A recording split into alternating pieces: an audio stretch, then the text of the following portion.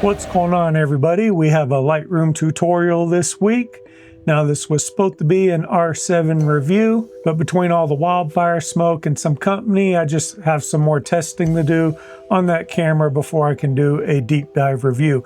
But I did nail this shot while my company was here. Wife and brother and I went out to Forest Gump Hill, and I got what has always been one of my bucket list shots.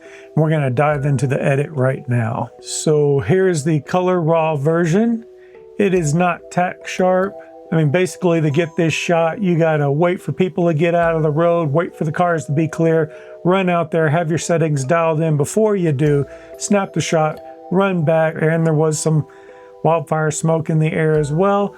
But it is pretty sharp. But I knew diving into this shot that I wanted it to be black and white, so let's make that change right now. So we'll come over here to Adobe Color, hit the drop down, and change to Adaptive Black and White. And now one of the first things I like to do on my black and white images is crank up the dehaze. It just works a little bit better than contrast, I think, for black and white to really give the image that pop we're looking for. From here, I'll take the contrast up just a little bit. Take the whites up some as well.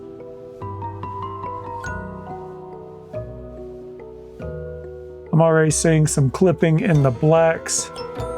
It's not too bad. And then let's just go ahead and clean this image up some. Using the new generative AI to remove. And I won't normally do this much removal on a photo, but I do know I want this to be kind of in an artistic style.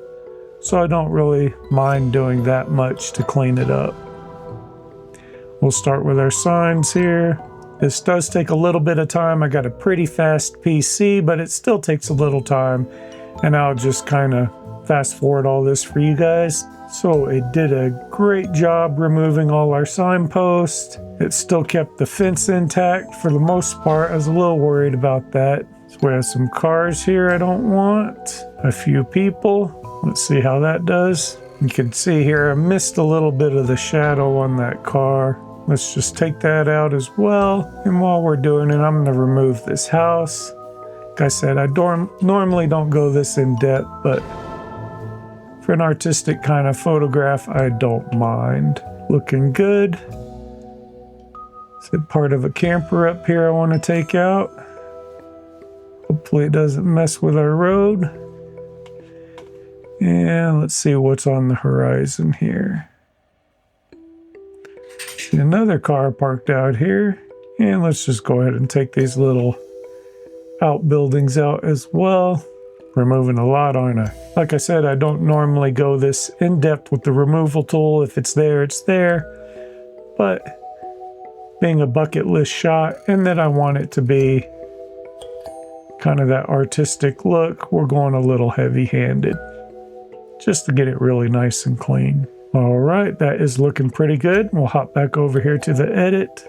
And I want to come down to our black and white mix. Normally the color sliders, but in black and white mode, it is a luminance for the different colors. We just want to play with these to dial in our look. Normally I like to separate the orange and yellow a little bit just to give it some pop. It's not going to be a whole lot of green in here. And we will take our blue down quite a bit. And I rather like that. I used a circular polarizer on here, so it's affecting the top a little more than the bottom. But I do kind of like how it's brighter around the mountain, kind of like a glow there. And let's hop into a little masking.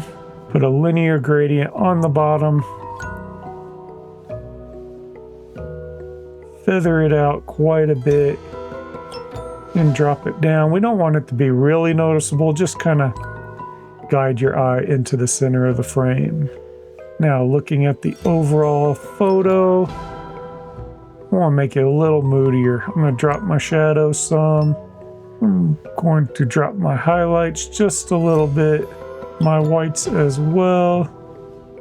Take the blacks down just a little more. And I'm rather liking that right there.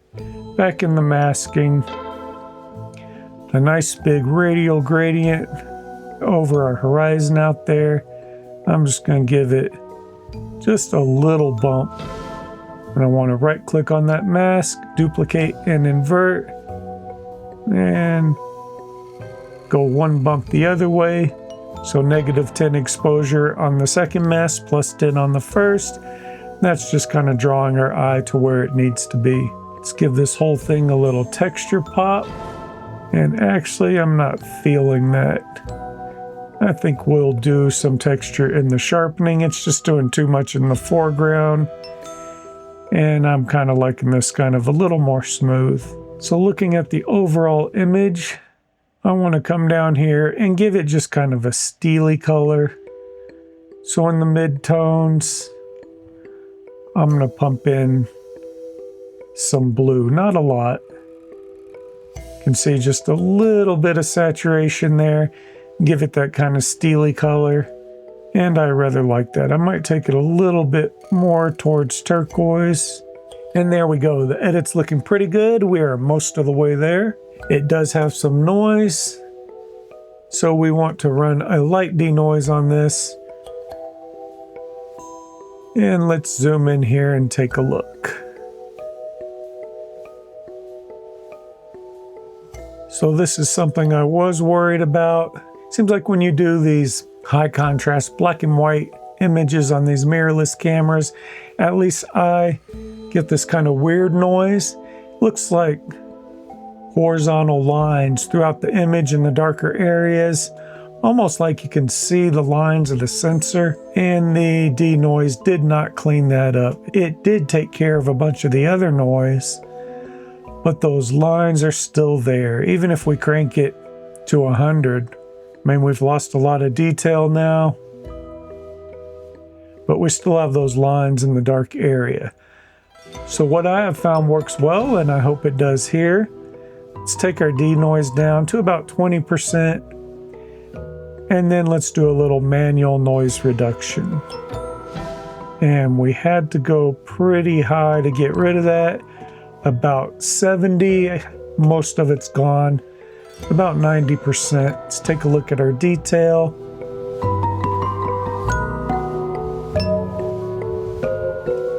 It's doing a little better with detail in our rock formations out there. But we're going to bring some of that back now with sharpening. I just want to play with the sliders to get them right where I want them.